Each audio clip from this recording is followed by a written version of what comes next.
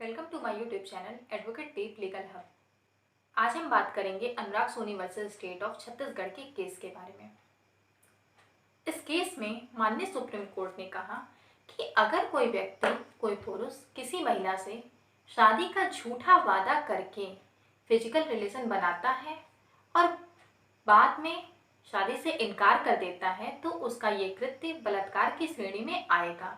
उसे बलात्कार का दोषी माना जाएगा।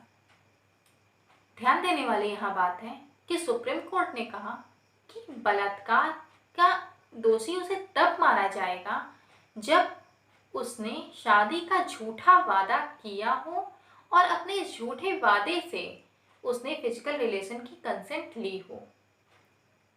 होता क्या है कि जब माननीय सुप्रीम कोर्ट जब अपने इस तरह के डिसीजंस देती है, अपने निर्णय कुछ देती है, तो वो दूसरे दिन पेपर की हेडलाइंस होते हैं। हेडलाइंस कैसे होते हैं? शादी का झूठा वादा करके फिजिकल रिलेशन बनाना बलात्कार माना जाएगा, या शादी का वादा करके, झूठा भी नहीं लगाएंगे वो, उनका कहना रहेगा शादी का वादा करके फिजिकल रिलेशन बनाना बलात्कार की श्रेणी में आएगा, बलात्कार माना जाएगा। आप जब पढ़ते हैं तो आपको इतना समझ में आता है कि अगर कोई पुरुष किसी महिला के साथ शादी का वादा करता है, वादा करके वो सहमति लेता है और बाद में शादी से इनकार कर देता है तो वो बलात्कार का दोषी माना जाएगा। ऐसे में बहुत सी लड़कियां ऐसी भी होती हैं जो किसी पुरुष को फंसाने के लिए आगे चल के इस तरह के केस कर देती हैं कि उसने कंसेंट लिया था शादी का वादा करके, जबकि रियल में ऐसा होता नहीं है। ऐसे उनके बीच में कोई बातें ही नहीं, कोई वादे हुए ही नहीं होते हैं। लेकिन फिर भी ये डिसीजन है सुप्रीम कोर्ट का, उनको पता है, तो वो इसका फ़ायदा लेना चाहती हैं। यहाँ ये ध्यान देने वाली बात है कि सुप्रीम कोर्ट जब भी कोई डिसीजन देती है तो उसके एक एक शब्दों का अपना एक मतलब होता है, उनको इंटरप्रेट करती है। यहाँ भी सुप्रीम कोर्ट ने कहा कि कोई शादी का झूठा वादा करके, झूठा वादा और वादा दोनों में बहुत फर्क है। झूठा वादा का मतलब है कि जब वो बोल रहा था, जब वो वादा कर रहा था, तभी से उसका इंटेंशन नहीं था शादी करने का।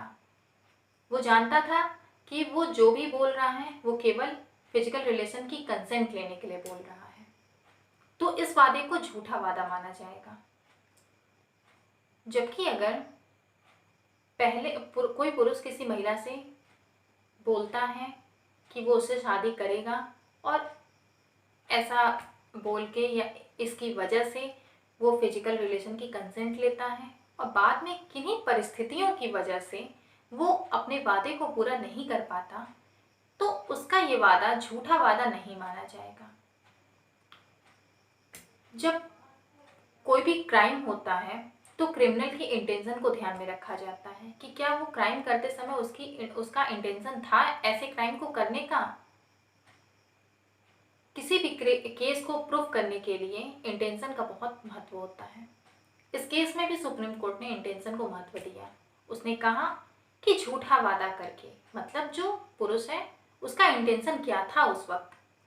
आपको ये लगेगा कि ये तो बहुत अजीब सी बात है, झूठा वादा और वादा, इसमें फ़र्क क्या है? पर यहाँ पे फ़र्क है। कोई पुरुष है, वो किसी महिला से शादी का वादा करता है, कुछ दिन बाद उसे कुछ ऐसी बातें पता चलती हैं उस महिला के बारे में जिसको सुनने के बाद, जिसको जानने के बाद उसे ये लगता है कि जब उसने वादा किया था, जब इसने शादी की बात की थी, तब ऐसी कुछ बात उसे पता नहीं थी। लेकिन अब जब कुछ बातें उसके बारे में पता चली हैं या उसके कुछ ऐसी चीज़ें हैं जो अब ये जाना है, तो इसके बाद वो शादी नहीं कर सकता ऐसी महिला से। इस परिस्थिति में अगर वो अब शादी करने से इनकार करता है, अपने वादे से मुकर जाता है, तो उसका ये वादा झूठा वादा नहीं माना जाएगा और ऐसे पुरुष को बलात्कार का दोषी भी नहीं माना जाएगा, ना ही उसका कृत्य बलात्कार की श्रेणी में आएगा। दूसरा एग्जाम्पल आप देख लीजिए। कोई पुरुष है, उसकी माँ या पिता, किसी की तबीयत बहुत ज़्यादा खराब है, डॉक्टर ने जवाब दे दिया है, डॉक्टर बोल दिए हैं कि मैं अब इनकी गारंटी नहीं ले सकता कि ये कब तक रहेंगे। ऐसे में लड़के के घर पे शादी के लिए दबाव होता है। लड़का बोलता है ठीक है मैं शादी करने को तैयार हूँ, लेकिन एक लड़की है जिससे मैं शादी करना चाहता हूँ, मैंने उससे वादा किया है मैं शादी उसी से करूँगा। परिवार रूढ़िवादी सोच का रहता है और लड़की अदर कास्ट की रहती है।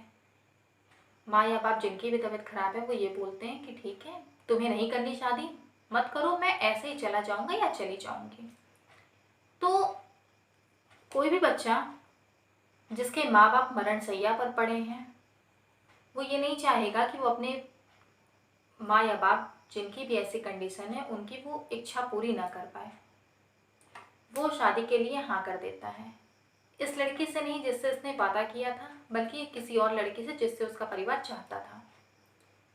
तो ऐसे में भी ये लड़का, ये पुरुष बलात्कार का दोषी नहीं माना जाएगा, इसके वादे को झूठा वादा नहीं माना जाएगा, क्योंकि कुछ ऐसी परिस्थितियां उत्पन्न हो गई जिसकी वजह से वो अपना वादा पूरा नहीं कर पाया।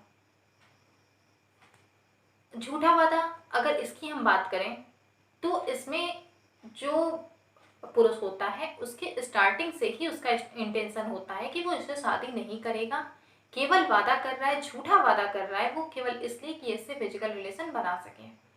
तो ऐसे पुरुष की जो कार्य हैं जो उसने किया उसको बलात्कार माना जाएगा, ऐसे पुरुष को बलात्कार का दोषी माना जाएगा। तो ये फर्क है वादे और झूठे वादे में।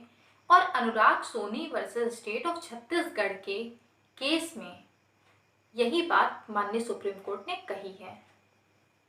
सुप्रीम कोर्ट ने कई सारे केसेस में इस तरह के निर्णय दिए हैं और हर अपने डिसीजन में, हर अपने जजमेंट में यही बात कहा है कि अगर कोई व्यक्ति, कोई पुरुष किसी महिला से शादी का झूठा वादा करके फिजिकल रिलेशन बनाता है तो उसके कृत्य को बलात्कार माना जाएगा, उसे बलात्कार की का दोषी माना जाएगा।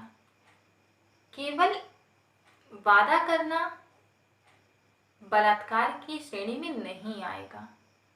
आप जब भी आप किसी भी केस के डिसीजंस को देखते हैं, पढ़ते हैं, सुनते हैं, तो आपको इतनी नॉलेज नहीं होती है कि आप उसके एक एक वर्ड को आप इंटरप्रेट कर पाइए, और आप अपनी कम नॉलेज के आधार पर उसको समझते हैं। और उतने पे ही अगर किसी के साथ भी कभी ऐसी कोई सिचुएशन आती है तो वो व्यक्ति अपने उसी नॉलेज के बेस पे बात करता है कि हाँ मैं ऐसा कर सकता हूँ या कर सकती हूँ। अनुराग सोनी वाले केस पे भी बहुत सारे लोग इस पे अपनी राय देते हैं, या अगर उनके साथ ऐसा होता है तो उनका ये कहना होता है कि मैं रेप का केस कर सकती हूँ, पर ऐसा नहीं होता। आप केवल इस बेस पे कि उसने वादा किया था रेप का केस नहीं कर सकते। हर क्रिमिनल की इंटेंशन को ध्यान में रखना कोर्ट का, न्यायालय का काम है।